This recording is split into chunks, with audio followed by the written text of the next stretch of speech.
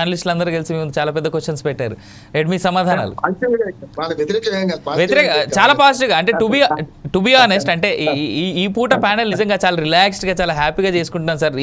నాకు నిజంగా ఇది ఏమంటారు ఒక స్వాంతనమైనటువంటి ఒక మంచి చర్చ వేదిక ఇది మనకి. అంతే విల్సన్ గారు మీ సమాధానాల కోసం. ఇప్పుడు కపూర్ గారు నేనైతే దాదాపు 100 చర్చలో పాల్గొన్నాం. అమృతరావు గారితో పాల్గొన్నాం. విల్సన్ గారితో చాలా చర్చలో పాల్గొన్నాం. ఎప్పుడు కూడా మేమందరం కూడా విభజించుకున్న సందర్భం లేదు.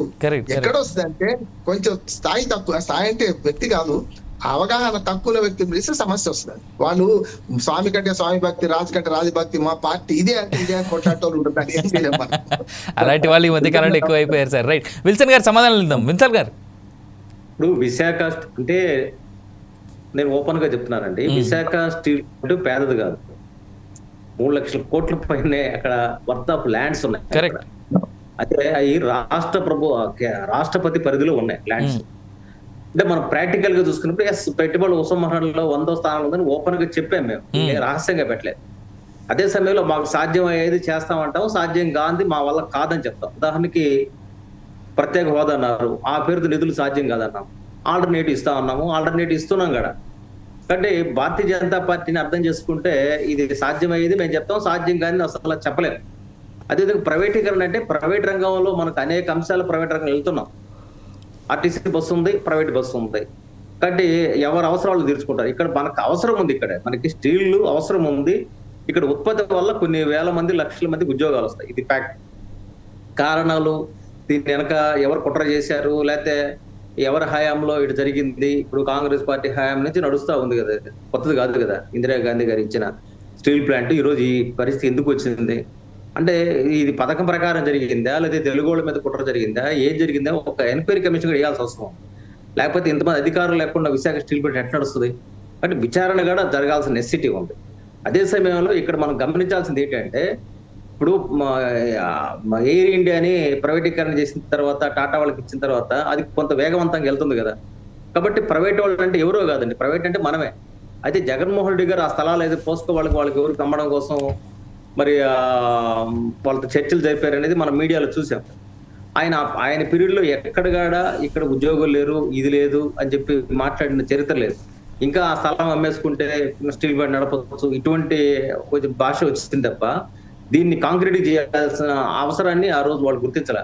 ఇప్పుడున్న 7 నెలల పరిధిలోనే దీని మీద ఒక బిగ్ అసెట్ గా ఇష్యూగా తీసుకొని పవన్ కళ్యాణ్ గారు కావచ్చు, పురంధేశ్వరి గారు కావచ్చు, రాష్ట్ర ముఖ్యమంత్రి చంద్రబాబు నాయుడు గారు కావచ్చు, ఇది మాకు సెంటిమెంట్, ఇది మా ఆత్మ, దీన్ని కాపాడాలని మేము డిసైడ్ అయ్యి ప్రైమ్ మినిస్టర్ గారితో మాట్లాడింది. మా పెద్దలు ఎవరైనా మాట్లాడితే, మా పార్టీ నాయకులు మాట్లాడితే వాళ్ళ ఉద్దేశం ప్రైవేటీకరణ అనే దానికి మేము వ్యతిరేకం కాదు అని చెప్పడం ఉద్దేశం. కాకపోతే విశాఖపట్నం స్టీల్ ప్లాంట్ ని ప్రైవేటీకరణ చేస్తామని ఎక్కడ ప్రైమ్ మినిస్టర్ గారు కానీ, అమిత్ షా గారు కానీ మొన్న వచ్చినప్పుడు కూడా చెప్పలేదు. నేను అమిత్ షా గారు వచ్చినప్పుడు చాలా స్పష్టంగా చెప్పాడు, మేము విశాఖ రైల్వే జోన్ పట్టాలు ఎక్కించాం, విశాఖ స్టీల్ ప్లాంట్ కాపాడుతున్నాం అని చెప్పారు. కాపాడడం అంటే ఏంటి అర్థమైందంటే గవర్నమెంట్ పరిధిలో ప్రభుత్వ రంగాలు ఉండాలనేది మా కాన్సెప్ట్. 1-2 ఆల్టర్నేటివ్ పెద్దలందరూ చెప్పారు, క్యాప్టివ్ మైన్ కావచ్చు, శైలి విలీనం కావచ్చు, ఇవన్నీ కూడా మన ముందున్న ఆప్షన్స్. దీని మీద కూడా నేనేమంటానంటే, ఇందాక పెద్దలు చెప్పినట్టుగా ఇక్కడ రాజకీయాలకు అతీతంగా ఇది మన ఆస్తి, మన బిడ్డల ఆస్తి. నెక్స్ట్ జనరేషన్, ఇవాళ మనం ఉంటాం, రేపు పోతాం. నెక్స్ట్ జనరేషన్ వాళ్ళకి మనం ఇచ్చిపోయి గిఫ్ట్. మన హయాంలో ఆస్తి పోయిందనుకోండి, ఒక తండ్రి ఆస్తి పోగొడితే నెక్స్ట్ ఆ పిల్లలు ఒకప్పుడు మా తాతది లేకపోతే మా తండ్రిని చెప్పుకుంటారు. అలాంటి పరిస్థితి రాకుండా అంటే ఉమ్మడిగానే మనం పనిచేయాలి. మేము కూడా మా ప్రభుత్వం మీద కూడా అవసరమైతే పాజిటివ్ ప్రెజర్ బిల్డప్ చేస్తాం. అది మేము పాజిటివ్ ప్రెజర్ బిల్డప్ చేయకపోతే, ఆ రోజు వీర్రాజు గారు ఒంగోలు మాట్లాడినప్పుడు చాలా మందిని అవహేళన చేశారు, మేమే కాపాడతామని. కాబట్టి ఇక్కడ మేము కాపాడతాం మీన్ అంటే అర్థం ఏంటంటే, ఇందులో సెంటిమెంట్ మాత్రమే కాదు, మనకు ఆర్థిక అస్తిత్వం ఉంది. విశాఖ స్టీల్ ప్లాంట్ ని దాని అనువర్తనాలు కానీ రాబోయే రోజుల్లో హైడ్రో ప్రాజెక్ట్స్ కానీ, అట్లాంటి గ్రీన్ ప్రాజెక్ట్స్ కానీ వస్తే మనకి విపరీతంగా డబ్బులు వస్తాయి. దాని మీద డబ్బు రావడమే కదా, ఒక సంస్థ డబ్బు వస్తే ఆ రాష్ట్రంలో ప్రజలకే కదా ఉపయోగం, మనకే కదా ఎంప్లాయ్మెంట్ వస్తుంది. ఇప్పుడు 3,000 మంది రిక్రూట్మెంట్ కి రంగం సిద్ధమైందని చెప్పి అంటున్నారు. ఇంకా కొద్దిమంది మేము ఇక్కడ పని చేయలేమని బయటకు వెళ్లే వాళ్ళు ఉంటారు.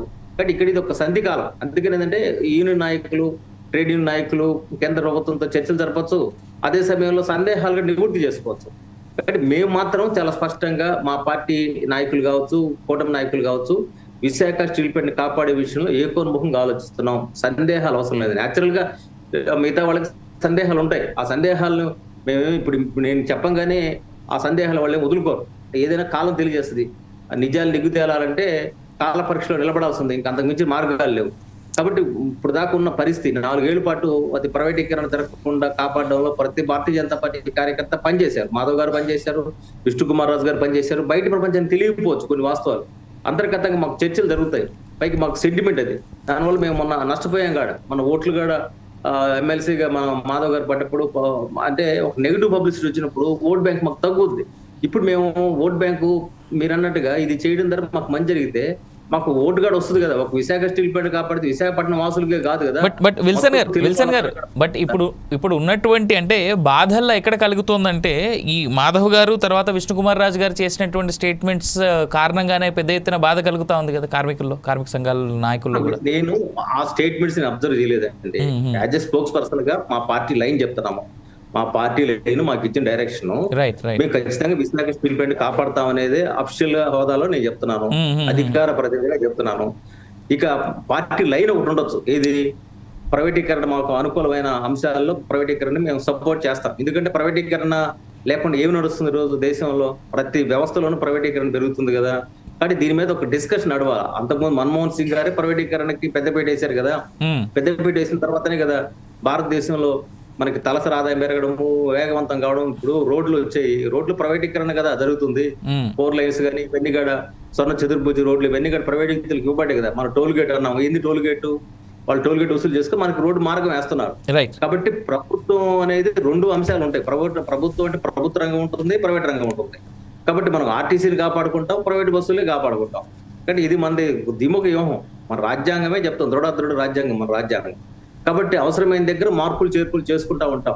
ఇక్కడ ఏంటంటే విశాఖ స్టీల్ ప్లాంట్ పేదది కాదు, అండర్లైన్. కాబట్టి 3 లక్షల కోట్ల ఖరీదు చేసే విలువైన భూములు ఉన్నాయి. దీన్ని కాపాడుకోవడం విషయంలో అందరూ ఏకోన్ముఖంగా, నేనైతే ఈ ఇష్యూలో రాజకీయాలు మాడదలుచుకోలేదు. అందరం కలిసి ఒక పార్టీ మీద ఉన్నాం కాబట్టి అమిత్ షా గారితో, నరేంద్ర మోడీ గారితో, మా పార్టీ అధ్యక్షులతో స్పష్టంగా మాట్లాడుకునే నేపథ్యంలోనే ఈ రోజు ఈ పరిణామ క్రమం జరిగింది. లేకపోతే ఆల్ ఆఫ్ సడన్ మీరు అన్నట్టు 1,450 కోట్లు కాదు, అది ఎన్ని గడింది కేంద్ర ప్రభుత్వం సంబంధించి. మేము దీనికి సంబంధించి ఇచ్చిన డబ్బులన్నీ కూడా ఏ విధంగా మన దీన్ని ఇస్తున్న ఈక్విటీ షేర్లో కానీ, లేకపోతే 1,040 కోట్లు వచ్చి వర్కింగ్ క్యాపిటల్ కానీ, ఇవన్నీ కూడా ఎందుకు ఇస్తున్నామంటే భవిష్యత్తులో వీటన్నింటినీ కూడా మల్టిప్లికేషన్ జరుగుతాయి. మనం పెట్టిన డబ్బులు మల్టిప్లికేషన్ జరిగి ఎక్కడ దగ్గర, ఇప్పుడు అదే సమయంలో బ్యాంకుల నుంచి కూడా లోన్ తీసుకోవచ్చు.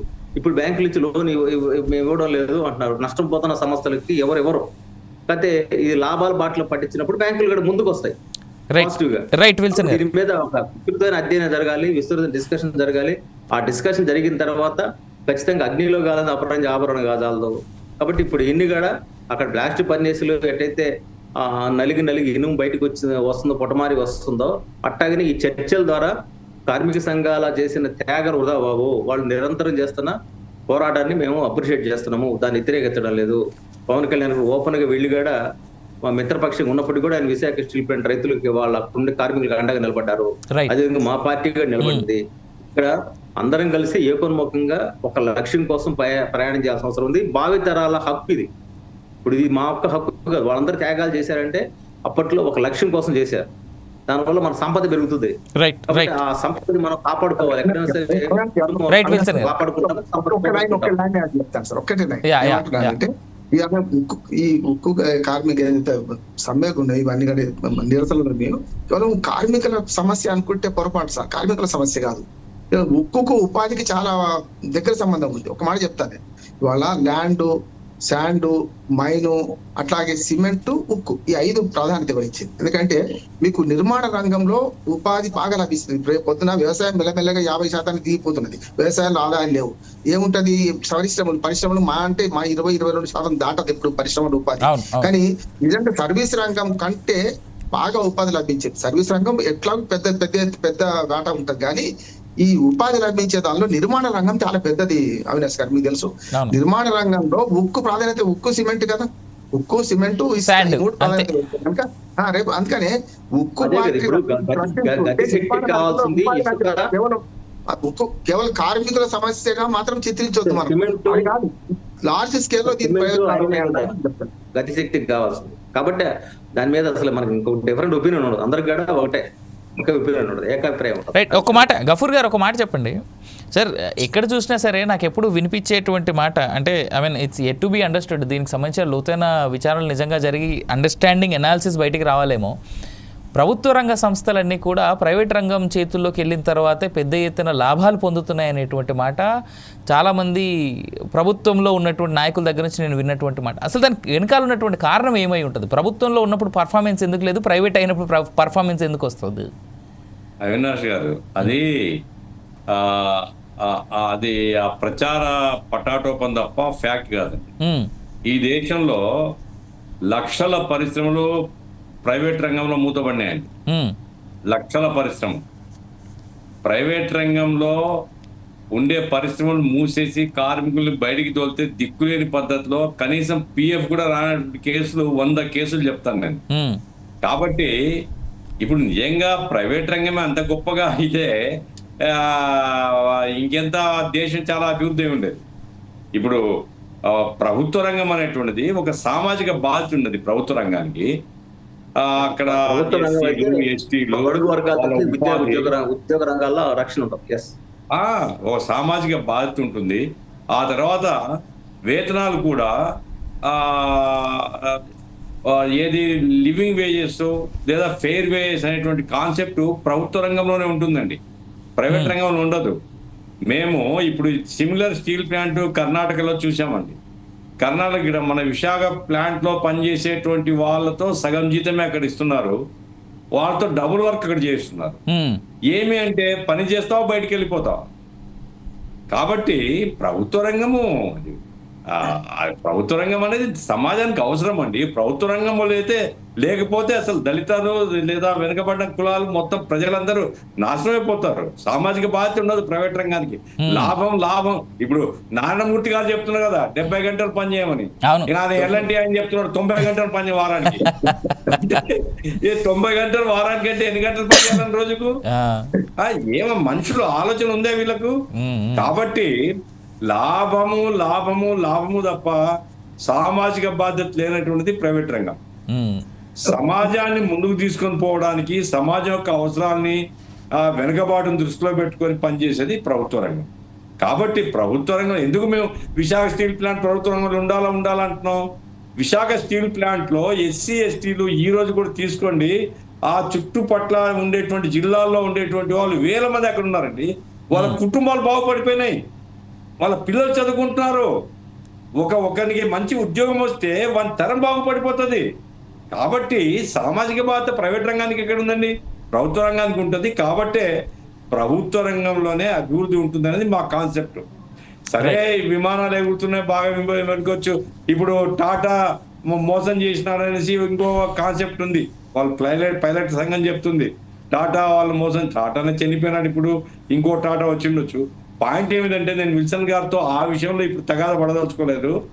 ఆయన కూడా అంగీకరించేది ఏంటంటే విశాఖ స్టీల్ ప్లాంట్ వరకు ప్రభుత్వ రంగంలోనే ఉండాలన్నటువంటి పాయింట్ ఆయన ఉన్నాడు. కాబట్టి మేము ప్రభుత్వాన్ని కూడా రిక్వెస్ట్ చేస్తున్నాం, మీరు తెలుగుదేశం వాళ్ళని కనుక ఎవరినైనా పిలిచింటే వాళ్ళని కూడా మేము రిక్వెస్ట్ చేసే వాళ్ళము. పిలిచాం సార్ యాక్చువల్లీ, బట్ అన్ఫార్చునేట్ ఆయన జాయిన్ అవ్వలేదు. ఒక ఆల్ పార్టీ డెలిగేషన్, ఇప్పుడు మాట్లాడ మేము పోయి ముఖ్యమంత్రి ప్రధానమంత్రి వాళ్ళ దగ్గర పోయి మేము మాట్లాడలేం కదా. ఈ రాష్ట్రం తరఫున ఒక ఆల్ పార్టీ డెలిగేషన్ తీసుకొని పోతే అన్ని పార్టీలు కలిసి మొక్కుతాం ప్రధానమంత్రికి, హోంమంత్రికి, అయ్యా మీరు చేసింది మంచిదే, ఈ 2 పనులు చేయండి స్వామి అని చెప్తాం. ఆ రకంగా ఒక రాష్ట్ర ప్రగతికి సూచిక ప్రతీక అది. రాష్ట్రం గర్వపడేటువంటి ప్లాంట్ అండి అది. కొత్తగా కడపలో పెడతామని రాలేదు, అది వదిలేద్దాం. కనీసం ఉండే ప్లాంట్ 1,00,000 మందికి ఉపాధి కల్పిస్తున్న ప్లాంట్, దాన్ని కాపాడుకోవడానికి ఏం చేయాలా? కాబట్టి అందరం కలిసి కృషి చేయాలి. ఇప్పుడు రెండవది అవినాష్ గారు, అసలు ఇంత యూనిక్ ప్లాంట్ భారతదేశంలో ఏది లేదండి. సముద్ర తీరాన 20,000 ఎకరాల భూమి కలిగి ఉండే ప్లాంట్ ఇంకోటి లేదు. ఇండియాలోనే బిగ్గెస్ట్ ప్లాంట్, చీపెస్ట్ ట్రాన్స్పోర్టేషన్ అండి. సముద్ర మార్గం ఉంది, ఎగుమతి చేయొచ్చు, బొగ్గు దిగుమతి చేసుకోవచ్చు. చాలా యూనిక్ ప్లాంట్ ఇది. ఈ ప్లాంట్ ని కాపాడుకోవడానికి విల్సన్ గారు ఏదైతే చెప్తున్నారో, బీజేపీతో మేము రోజు తగాదా పడతాం, కానీ ఈ విషయంలో విల్సన్ గారు పార్టీగా మేము మాట్లాడడం లేదు. అందరి ఆత్మగౌరవం ప్రతీక ఇది అంటున్నారు. నేను అభినందిస్తున్నాను. కాబట్టి మీరు మీ ప్రయత్నాలు చేయండి. మేము ముఖ్యమంత్రి గారిని రిక్వెస్ట్ చేస్తున్నాం, ఏమైనా షేర్లో కలపడము, మన క్యాపిటల్ మైన్స్ తీసుకోవడం సాధించుకోగలిగితే ఈ ప్లాంటింగ్ ఎవరికి భయపడాల్సిన పని లేదండి, బ్రహ్మాండంగా అభివృద్ధి ఉంటుంది అనేసి ఒక్క మాట అవినాష్ గారు, ఒకసారి ఒక్క మాట సార్ టైం అయిపోయింది, బట్ ప్లీజ్ ఏంటంటే ఇప్పుడు ఇక్కడ మనకు ప్రభుత్వ రంగం మంచి ప్రశ్న వేశాడు కనుక ఏమంటారు, ఆర్టీసీ ఉదాహరణ తీసుకోండి. ఒక బస్ 9 మంది పని చేస్తారు, అదే ప్రైవేట్ రోడ్ 4 నడిపిస్తారు, అంటే వెట్టి చాకరీ చేయిస్తారు, తప్పు కదా. ఆర్టీసీ కూడా మారింది, ఇప్పుడు 6 పనిచేస్తుంది, ఒక బస్సు నడపడానికి 6 సిబ్బందిని ఉపయోగిస్తుంది. అట్లా నేనేమంటున్నానంటే ప్రైవేట్ రంగం అంతా అద్భుతంగా లేదు, కింగ్ ఫిషర్ ఎయిర్లైన్స్ నష్టపోయింది, పారిపోయింది వాడు, చూసినాం కదా మనం. అందుకని ప్రభుత్వ రంగం అంతా పనికిరాంది, ప్రైవేట్ రంగం అంతా పనికొచ్చేదని ఏం లేదు. దానికి ఆలోచన చేయాలి. ఖచ్చితంగా పెట్టుబడుల ఉపసంహరణ, ఎక్కడైతే నష్టాలు వస్తున్నాయో పూర్తిగా దాన్ని ఉపసంహరించుకోవాల్సిందే, అన్నింటినీ ఒకటే గాట కట్టొద్దాను. అందుకని రైట్. అచ్యుతరావు గారు, మీ ఫైనల్ కామెంట్స్. విల్సన్ గారికి ప్రత్యేక ధన్యవాదాలు. కాకపోతే ఆయనతో ఒకటి విభేదిస్తాను. జగన్మోహన్ రెడ్డి గారు ఏదో స్టీల్ ప్లాంట్ లో ఉద్యోగుల సంగతి, ఇది కేంద్ర ప్రభుత్వ ఆధీనంలో ఉన్న సంస్థ. అక్కడ ఎండి లేకపోయినా, అక్కడ జనరల్ మేనేజర్ లేకపోయినా, అక్కడ కార్మికులు లేకపోయినా, అది రాష్ట్ర ప్రభుత్వానికి, అది జగన్మోహన్ రెడ్డికో లేదా గౌరవనీయులు చంద్రబాబు నాయుడు గారికో సంబంధం లేదు. అది కేంద్ర మంత్రి వారి ఫెయిల్యూరే. అదొకటి. రెండోది, ఆయన చెప్పాడు పబ్లిక్ రంగ సంస్థల కన్నా ప్రైవేట్ రంగ సంస్థలు బాగా ఉన్నాయని. గఫూర్ గారు ఎందా చెప్పారు మీకు, అనేక ప్రైవేట్ రంగ సంస్థలు ఈ దేశంలో వేలాది సంస్థలు మూతపడ్డాయి. అదొకటే కాదు, ఇప్పుడు మా పక్కనే గంగవరం పోర్టు, రాజుగారు ఉన్నప్పుడు ఆ పోర్టు నడిచింది. అసలు అగ్రిమెంట్ ఏంటది, రాజుగారు 10 సంవత్సరాల తర్వాత అది రాష్ట్ర ప్రభుత్వానికి అందజేయాలి, కానీ జగన్మోహన్ రెడ్డి గారు అది అదానీ గారికి అమ్మారు. మొన్న ఆయన అదానీ గారి చేతులు ఎత్తేస్తే ఈ విశాఖ స్టీల్ ప్లాంట్ కి బొగ్గు సప్లై చేసింది ఎవరు, విశాఖపట్నం పోర్టు. అది ఒక పబ్లిక్ రంగ సంస్థ కాబట్టి ఆ పోర్టు స్టీల్ ప్లాంట్ ఆదుకుంది. గంగవరం పోర్టు ఈ వాటికి రన్ అవ్వట్లేదు, అది ప్రైవేట్ సంగతి. అదొకటే కాదు, ఈవేళ విశాఖపట్నం స్టీల్ ప్లాంట్ వచ్చింది కాబట్టి ఈ రాష్ట్రంలో గాజువాక నియోజకవర్గంలో పెర్ క్యాపిటల్ ఇన్కమ్ ఎక్కువ ఉంది. మన రాష్ట్రంలో కీలకమైన పబ్లిక్ రంగ సంస్థ ఏదైనా ఉంది, విడిపోయిన విభజన ఆంధ్రప్రదేశ్ లో ఏదైనా భారీ పరిశ్రమ ఉందంటే విశాఖ స్టీల్ ప్లాంట్ ఒకటే. దాన్ని మన అందరం కలిసి సంరక్షించుకోవాలి. గఫూర్ గారు చెప్పినట్టు, రామ్మోహన్ రావు చెప్పినట్టు, విల్సన్ గారికి మరోసారి ధన్యవాదాలు చేస్తాం. ఇక్కడ రాజకీయాల కన్నా ఈ ప్లాంట్ ని కాపాడుకోవాలి. పక్క 32 మంది ప్రాణత్యాగాలే కాదు, ఇంకా 50% రిహాబిలేషన్ పీపుల్ కి ఉద్యోగాలు ఇవ్వలేదు. అది దృష్టిలో పెట్టుకోవాలా. వేలాది ఎకరాలు సమీకరించి స్టీల్ ప్లాంట్ నిర్మించి, సరే అది ఒక్క కార్మికుల సమస్య కాదు, కార్మికులు ఉన్నది మహా అయితే 15,000 మంది పర్మనెంట్ కార్మికులు ఉన్నారు, 15,000 మంది కాంట్రాక్ట్ కార్మికులు ఉన్నారు. కానీ ఆ స్టీల్ ప్లాంట్ మీద ఆధారపడి జీవిస్తుంది 150,000 మంది ఈ నగరంలో. ఇందాక రామ్మోహన్ రావు చెప్పినట్టు కన్స్ట్రక్షన్ యాక్టివిటీ ఈ రాష్ట్రంలో పెరుగుతుంది. అపార్ట్మెంట్స్, రోడ్స్, ఇట్లన్నిటికి కావాల్సింది స్టీలు. కాబట్టి వీళ్ళందరినీ పరిరక్షించారు. ముఖ్యంగా రిహాబిలేషన్, ఎవరైతే భూములు ఇచ్చారో వారికి ఇంకా 50% మందికి ఉద్యోగాలు కల్పించబడలేదు. వారిని కూడా మనం పరిగణలోకి థ్యాంక్ యూ సార్. అంటే టైం అయిపోయిన ఉద్దేశాన్ని నేను మళ్ళీ విల్సన్ గారు లాస్ట్ కామెంట్స్ తీసుకోలేకపోతున్నా. బట్ విల్సన్ గారు ఇందాకే చెప్పారు, మేము అందరం అన్ని పార్టీస్ కలిసి మనం ముందుకెళ్దాం అనేటువంటి మాట. నేను దాన్నే కంక్లూజివ్గా తీసుకుంటా ఉన్నాను. నాకు తెలిసి నేను కోరుకునేది కూడా అదే, 4 Sides టీవీ తరపున, అవినాష్ జనగామ తరపున కానీ పర్సనల్గా ఎగ్జాక్ట్లీ అందరూ కలిసి అందరూ కలిసి ముందుకు వెళ్తే డెఫినెట్గా అందరూ కలిసి ముందుకెళ్తే డెఫినెట్గా విశాఖ స్టీల్ని కాపాడుకునేటువంటి స్థాయి ఉంటుంది అనేటువంటిది వాస్తవం. బీజేపీ నాయకుడు అయ్యుండి కూడా నేను నా పార్టీని పక్కనెట్టయినా సరే, లేదా పార్టీ లైన్, పార్టీ స్టాండ్ని కాపాడుతూనే నేను చెప్పాల్సుకున్నటువంటి మాట ఇది అనేటువంటి మాట చాలా చక్కగా చెప్పారు విల్సన్ గారు. ఈ సందర్భంగా ఇవాల్టి డిబేట్ మాత్రం నేనైతే చాలా ఆనందిస్తూ ఉన్నాను. ఎందుకంటే అందరి స్టాండ్ ఒకటే ఉంటుంది, irrespective of the parties, irrespective of their positions. అందరూ ఒకటే కోరుకున్నారు, విశాఖ ఉక్కుని మనం కాపాడుకోవాల్సినటువంటి బాధ్యత మనది అనేటువంటి మాట. అండ్ దట్టు సెంట్రల్ గవర్నమెంట్ కూడా మరోసారి ఆలోచించాల్సినటువంటి అవసరం ఉంది. ఇక్కడ 3 లక్షల ఎకరాల ఉన్నటువంటి స్థలం ఉంది మనకి. అదేవిధంగా అత్యంత అద్భుతమైనటువంటి ప్లేస్లో ఉంది విశాఖ స్టీల్ అనేటువంటి. పక్కనే పోర్ట్స్ ఉన్నాయి, రైల్వే లైన్ ఉంది, మనకి ఎయిర్పోర్ట్ కూడా ఉంది. సో ఎయిర్పోర్ట్ని ఈ విషయంలో ఎక్కువగా వాడకపోయినా రైల్వే లైన్ తర్వాత ఏదైతే పోర్ట్ ఉందో, పోర్ట్ ద్వారా ఇంపోర్ట్స్ అండ్ ఎక్స్పోర్ట్స్కి చాలా ఈజీ అయిపోతుంది. నేచర్ మనకి తోడుగా ఉంది. దీన్ని ఒక్కసారి మరోసారి ఆలోచించి సెయిల్లో కలపడమా లేదా పక్కనే ఉన్నటువంటి ఛత్తీస్గఢ్ ఒరిస్సాలో ఉన్నటువంటి ఐరన్ ఓర్ మైన్స్ కేటాయించడమా ప్రభుత్వం ఆలోచించి తొందరలో డెసిషన్ కనుక తీసుకోకపోతే ఈ ఆందోళన ఉధృతం అయ్యేటువంటి ఆస్కారం కూడా కనిపిస్తా ఉంది. ఇది ఇవాల్టి పొలిటికల్ థాట్. నేను అవినాష్ జనగామ, సైనింగ్ ఆఫ్.